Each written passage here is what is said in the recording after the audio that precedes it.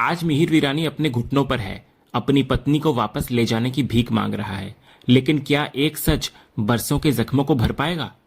क्या एक औरत का आत्मसम्मान उस घर की चौखट को दोबारा लागेगा जहां उसकी जगह किसी और को दी गई?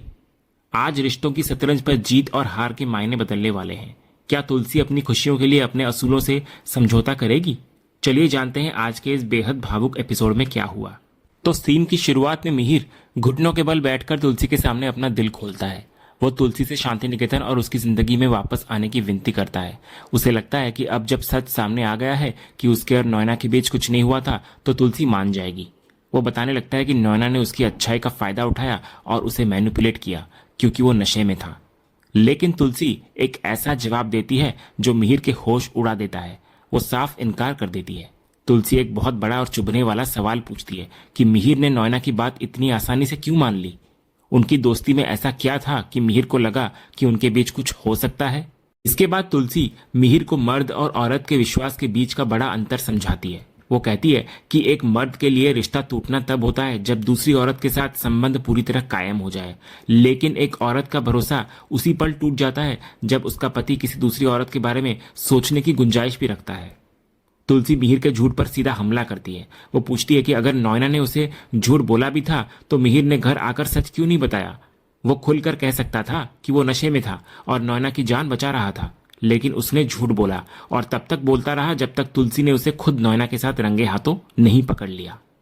इसके बाद तुलसी मिहिर को उस पल की याद दिलाती है जब उसने उसे नैना के साथ गलत हालत में देखा था। वो पूछती है कि क्या मिहिर सोच सकता है कि उस वक्त उसे कैसा लगा होगा। वो मिहिर को उसकी जगह रखकर सवाल करती है कि अगर मिहिर उसे किसी दोस्त के साथ ऐसा देखता तो उसे कैसा महसूस होता। तो मिहिर इधर अपनी गलती मानता है और कहता है कि उसे उसी वक्त बात करनी चाहिए थी।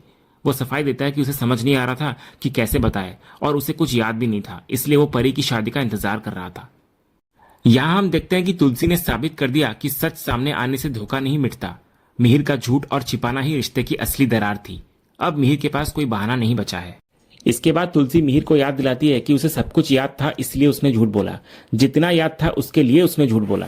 फिर तुलसी मिहिर को याद दिलाती है कि बा हमेशा कहा करती थी कि भरोसा एक आईने की तरह होता है, अगर एक बार टूट जाए तो उसे कितना भी जोड़ लो उसमें दरार रह ही जाती है। तुलसी कहती है कि उसने मंदिरा वाले मामले में भी मिहिर को माफ किया था और उस रिश्ते को बचाया था, यहां तक कि उस बच्चे को भी अपनाकर पाला। लेकिन अगर वो दूसरी बार भी धोखा सह लेती तो उससे बड़ा बेवकूफ कोई नहीं होता। इसके बाद तुलसी मिहिर को एक कड़वा सच याद दिलाती है। वो कहती है कि पिछले 6 सालों से मिहिर नैना के साथ एक ही छत के नीचे रह रहा है और उससे शादी के वादे करता रहा है। तुलसी कहती है कि अगर 6 साल पहले तलाक हो गया होता तो आज नैना उसकी पत्नी होती। फिर तुलसी गर्व से कहती है कि इन 6 सालों में उसने कभी किसी और मर्द के साथ अपना नाम नहीं जोड़ा और अपनी मर्यादा नहीं लांघी। तभी मिहिर अपनी गलती कबूल करता है और कहता है कि वो डर गया था कि तुलसी को खो देगा। वो अपना दर्द बयां करता है कि इन 6 सालों में वो भी पल पल मरा है। मिहिर कसम खाता है कि भले ही नैना उसी घर में थी, लेकिन उनके कमरे अलग थे और उसने नैना को छुआ तक नहीं। इससे मिहिर तुलसी को विश्वास दिलाना चाहता है कि उसका प्यार सिर्फ तुलसी के लिए ही था। इसके बाद तुलसी मिहिर को सवाल करती है कि क्या वो अब समाज में जाकर सीडी दिखाकर सफाई देगी कि उसका पति दूसरी औरत के साथ क्यों रह रहा था। तुलसी कहती है कि अब इस उम्र में उसमें इतनी ताकत नहीं बची कि वो लोगों को अपनी जगह और हक के लिए समझाती फिरे। वो मिहिर से विनती करती है कि उसे इस अपमान से बख्श दिया जाए और तलाक को इज्जत के साथ निभाया जाए। उसका मानना है कि एक छत के नीचे रहकर रोज लड़ने से बेहतर है कि वे अलग रहकर सिर्फ अपने बच्चों की भलाई के बारे में सोचें। तो इधर मिहिर तुलसी के फैसले का सम्मान करता है, लेकिन हार नहीं मानता। वो तुलसी से वादा करता है कि वो उसे शांति निकेतन वापस लाकर रहेगा और उसका दिल दोबारा जीत कर दिखाएगा। इतना बोलकर मिहिर वहां से निकल जाता है। मिहिर के जाने के बाद तुलसी फूट फूट कर रोने लगती है। तो इधर रिश्ता भले ही टूट गया हो, लेकिन मिहिर ने उसे फिर से जोड़ने का संकल्प ले लिया है। दूसरी तरफ बाहर मिहिर चाय पीते हुए मुस्कुरा रहा होता है, जो गौतम को अजीब लगता है। गौतम मिहिर से पूछता है कि माँ ने आने से मना कर दिया और माफ भी नहीं किया, फिर भी मिहिर मुस्कुरा रहा है। तो मिहिर एक बहुत बड़ी बात कहता है। वो कहता है कि माफी भले ही ना मिली हो, लेकिन उसका गिल्ट चला गया है। वो कहता है कि 6 साल से वो जिस बोझ तले दबा था, आज गौतम की वजह से उसे पता चला कि वो बेगुनाह है। वो कहता है कि अब वो तुलसी को वापस लाने की पूरी कोशिश करेगा। फिर मिहिर गौतम का शुक्रिया अदा भी करता है और माफी मांगता है कि जब गौतम को उसकी जरूरत थी तब वो साथ नहीं था। तो गौतम पुरानी बातों को टाल देता है, लेकिन एक राज भी खोलता है।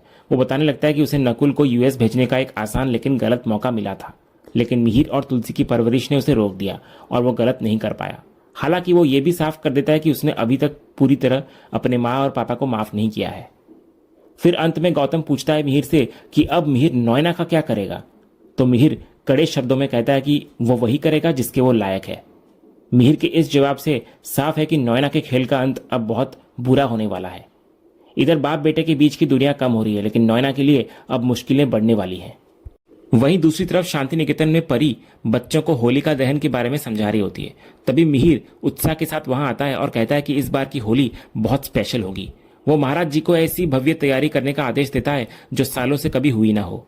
मिहिर का मानना होता है कि इस बार होलिका दहन में सारी बुराइयां और नकारात्मकता जलकर खत्म हो जाएगी और घर में सिर्फ खुशियां आएगी। वो अपनी खुशी बांटने के लिए सबको मिठाई भी खिलाता है। तभी मिहिर की बेपनाह खुशी देखकर नॉयना और सच्चू दोनों हैरान हो जाती हैं। नॉयना को यह बात हजम नहीं होती कि तलाक के बाद भी मिहिर इतना खुश कैसे हो सकता है। फिर जब नॉयना आगे बढ़कर होली की तैयारियों की जिम्मेदारी लेना चाहती है तो मिहिर उसको सख्त मना करता हुआ नजर आता है और ऐलान करता है कि इस बार वो खुद सारी तैयारियां देखेगा पर्सनली। फिर जब शोभा और नॉयना मिहिर से इस स्पेशल होली का राज पूछते हैं तो मिहिर नॉयना की आंखों में देखकर एक बहुत बड़ा इशारा करता है। वो कहता है कि इस बार होलिका दहन में सारी बुराई जलकर राख हो जाएगी और रंग वाली होली के दिन वो घर से बाहर होगी। तो नॉयना को इधर लगता है कि मिहिर बुराई की बात कर रहा है, लेकिन मिहिर का इशारा साफ तौर पर नॉयना की तरफ होता है कि उसकी विदाई का समय आ गया है। फिर मिहिर उसे मिठाई खिलाते हुए बस वेट एंड वॉच कहकर वहां से निकल जाता है, जिससे नॉयना समझ जाती है कि बात कुछ और ही है। तो इधर मिहिर ने मिठाई के साथ अपनी चाल चल दी है। नॉयना को अंदाजा भी नहीं है कि जिस होली की तैयारी हो रही है वो उसकी विदाई का जश्न बनने वाली है। वहीं दूसरी तरफ अंगद को जब पता चलता है कि मिहिर बेगुनाह है तो उसे बहुत पछतावा होता है कि वो 6 सालों से अपने पिता को गलत समझता रहा। वो तुलसी से विनती करता है कि अब जब सच सामने आ गया है तो उसे भी उनके साथ शांति निकेतन चलना चाहिए, लेकिन वृंदा तुलसी के फैसले का सम्मान करती है और मानती है कि माँ का स्वाभिमान सबसे ऊपर है और उन्होंने जो कुछ भी किया है सही किया है। तभी तुलसी भी साफ करती हुई नजर आती है अंगद से कि वो मिहिर के घर नहीं जा सकती क्योंकि उसका तलाक हो चुका है। वो कहती है कि वो घर अंगद के पिता का है, लेकिन अब उसके पति का नहीं रहा। इसके बाद तुलसी अंगद और वृंदा को तैयारी करने का आदेश देती है। अगली सुबह अंगद और वृंदा घर से निकलने की तैयारी कर रहे होते हैं शांति निकेतन के लिए। तभी तुलसी बच्चों को शैतानी न करने और समय पर खाना खाने की नसीहत देती है।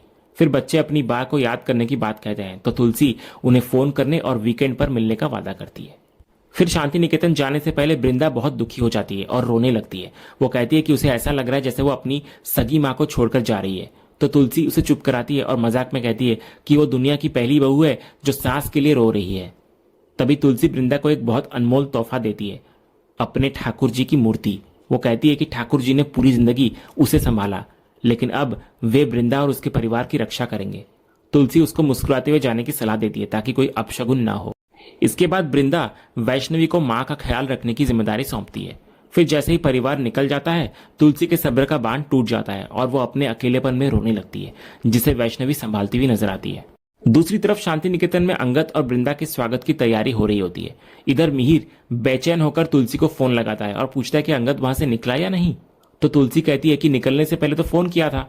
तो मिहिर बहाना बनाता है कि अभी तक पहुंचा नहीं, इसीलिए सोचा खुद पता कर ले। तो तुलसी मिहिर को सलाह देती है कि अंगद को ही फोन कर ले। तब मिहिर अपने दिल की बात कहता हुआ नजर आता है। वो कहता है कि अंगद की आवाज सुनकर उसे इतनी तसल्ली नहीं मिलती जितनी तुलसी की आवाज सुनकर मिलती है। असल में उसने फोन ही इसलिए किया था ताकि वो तुलसी की आवाज सुन सके। तो तुलसी इस पर नाराज होती है और कहती है कि उसे ये सब पसंद नहीं, लेकिन मिहिर कहता है कि उसे बहुत पसंद है। फिर वो वादा करता है कि वो बार बार कॉल करता रहेगा क्योंकि वो हार मानने वाला नहीं है। अगले सीन में हम देखते हैं कि अंगद, वृंदा और बच्चे शांति निकेतन पहुंचते हैं। वे सबसे पहले तुलसी के पौधे को प्रणाम करते हैं। फिर पूरा परिवार बाहर आता है और बच्चे दौड़कर मिहिर के गले लग जाते हैं। इधर अंगद और वृंदा बड़ों का आशीर्वाद लेते हैं और भाई बहनों से गले मिलते हैं। फिर परी बहुत खुशी होती है और कहती है कि वो उनका शानदार स्वागत करेगी। शोभा भी कहती है कि वो इस गृह प्रवेश को वीडियो कॉल के जरिए मम्मा को भी दिखाएगी ताकि वो भी इस खुशी का हिस्सा बन सके। इधर बरसों का टूटा हुआ परिवार आज फिर से एक हो गया है। शांति निकेतन में खुशियां लौट आई है, लेकिन तुलसी की कमी अब भी हर किसी को खल रही है। वहीं दूसरी तरफ सब लोग अंदर जाते हैं और इधर परी अंगद और वृंदा का स्वागत करने के लिए घर की चौखट पर खड़ी होती है। वो पूरे विधि विधान से उनको टीका लगाती है, फूल बरसाती है और आरती उतारती है। तभी शोभा ये सारा नजारा वीडियो कॉल के जरिए तुलसी को दिखा रही होती है। दूर बैठी तुलसी अपनी बहू और बेटे को घर में प्रवेश करते देख बेहद खुश और भावुक होती है। तभी रस्म के मुताबिक वृंदा अपने पैर से कलश गिराकर घर में प्रवेश करती है और उसका असली गृह प्रवेश होता है। जैसे ही वे चारों अंदर आते हैं, घर का स्टाफ उन पर फूलों की बारिश करके उनका जोरदार स्वागत करता है। तभी खुशियों के बीच नॉयना अपनी बहन सुचित्रा और मिताली के साथ नीचे आती है और लेट होने के लिए माफी मांगती है। इधर अंगद नॉयना को अब भी घर में देखकर हैरान होता है और मिहिर से सवाल करता है कि यह औरत अभी भी यहाँ क्या कर रही है। तो मिहिर अपने बेटे को शांत करता है और कहता है कि उसे अपने पिता पर भरोसा रखना चाहिए, वो सब कुछ ठीक कर देगा।